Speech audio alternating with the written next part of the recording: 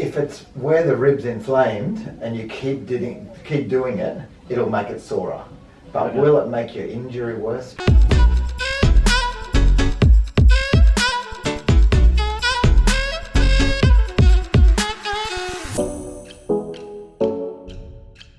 Yo, what's going on, Team Twitty? I hope you're all super well. I am off to the physio to go and get my back checked out. Now, there were a few little things in a vlog, I think it was from a couple of days ago, where the title was "Training whilst injured is important." Now, if you watch the video, you would see that my sprint coach said that people are always carrying injuries at the top level and they learn how to manage them. So when I say training, I don't mean going out and working extremely hard. I mean doing what you can. If you have a broken ankle, I'm pretty sure that means you can't even walk, so you can't do the training. For me, I had a cork in my back. So what that means is I can go out onto the field and train. I'm not going to make it worse. I did end up leaving a comment saying disclaimer, make sure you see a trained professional such as a physio to make sure that your injury isn't the worst and you're not going to damage it any further. Because as we all know, if you have something like maybe a groin tear, a quad tear, or a slight hammy twinge,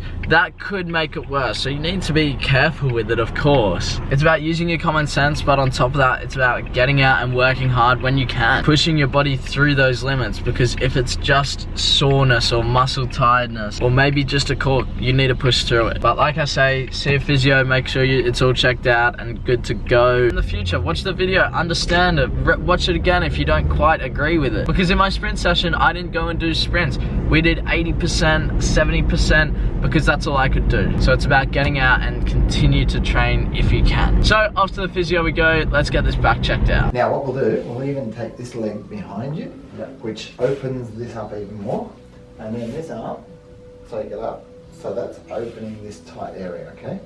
And we're just going to release this muscle, and you'll know when I'm on it, it's right in there. Can you feel that spot? Yeah.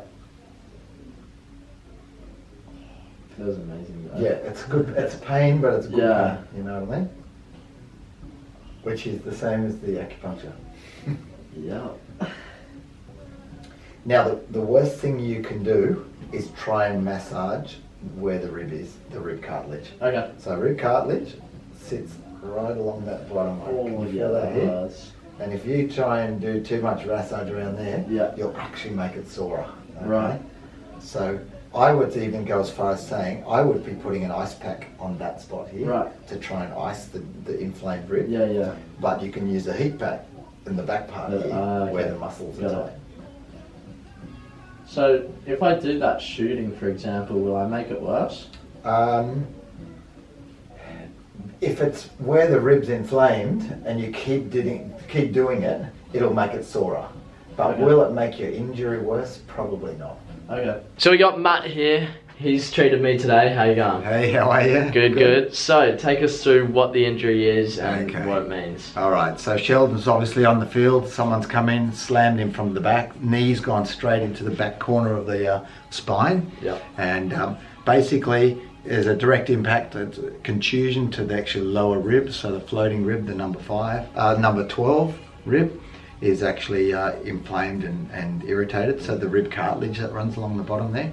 But more importantly, the actual where the muscles join onto QL, there's a muscle that runs on into the actual side of the vertebrae, and that's basically been jammed, a direct impact injury as well. Okay. The good news is the pelvis is okay, sacrum is alright, so we didn't have to actually do too much to correcting an asymmetry from there.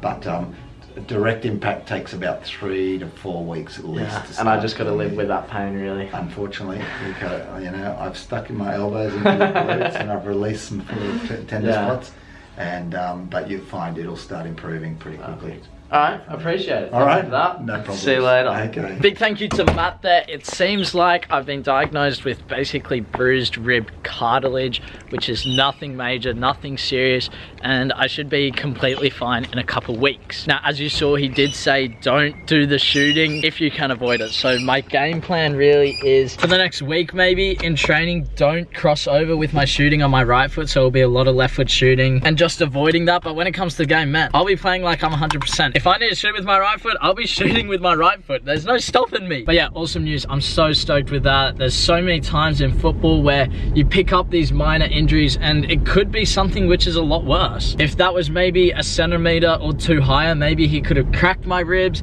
Who knows? Now, you guys haven't seen the footage, so I'm gonna give you a flashback to that right now.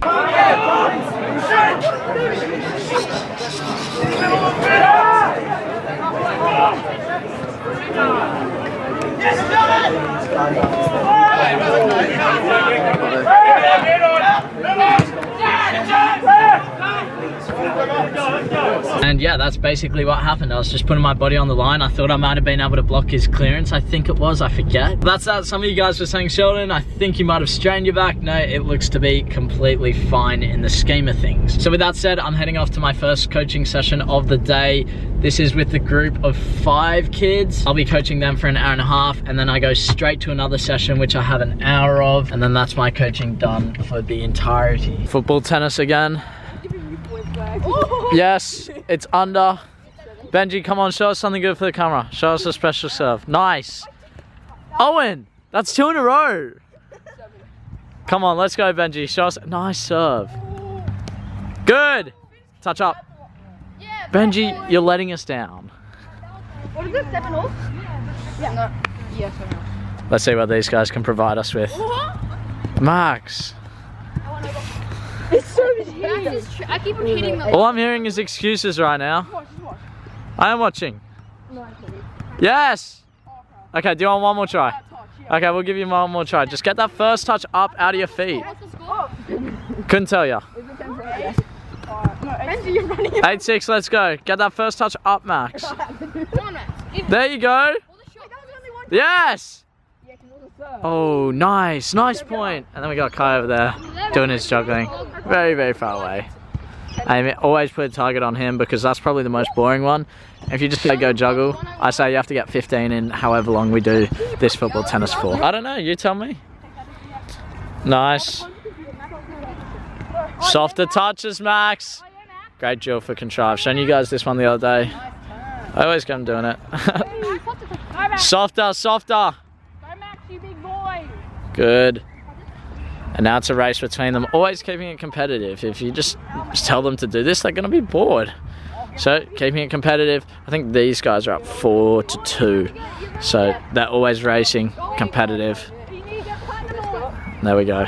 It's a great little drill. Both my coaching sessions are finished. I'm done for the day. I'm just heating up my dinner in the microwave. It's the exact same food from, I think it was last night. So I'll be having that, watching some NRL and just chilling out. Now, I had a question in #AskTweety the other day, which read, what's the most effective drill to do with 2 people? Is it passing, shooting, whatever? And I honestly think it's 1v1s.